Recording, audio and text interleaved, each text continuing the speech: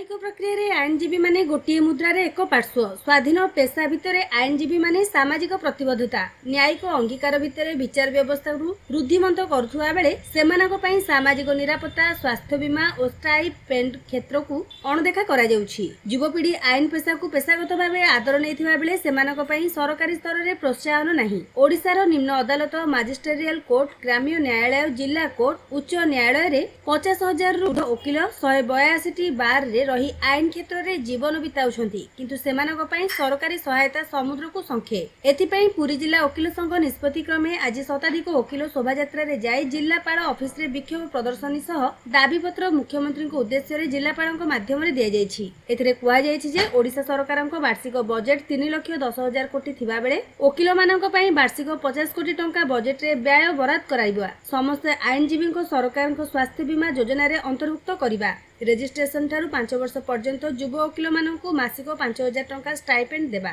कार्यक्षेत्र रे आईनजीवी मानक पई एडवोकेट प्रोटेक्शन एक्ट आईन आनी दाबी करा जायछि। सभापति प्रेमानंद महांती, साधारण संपादक शरद कुमार रायगुरु, ज्योति प्रकाश मिश्र, सोमनाथ दास, कृष्ण त्रिपाठी, रमेश प्रसाद सिंह, कार्यकारी कमिटी सभ्य सोमनाथ राणा, कर्णवीर महापात्र, विजय साहू, शिवानंद पात्र, खगेश्वर बलियार सिंह, नमिता सामल, शक्ति प्रसाद महापात्र, लक्ष्मीकांत त्रिपाठी, अशोक रथ, राफत साहिनी प्रमुख समेत शताधिक वकिल उपस्थित थिले।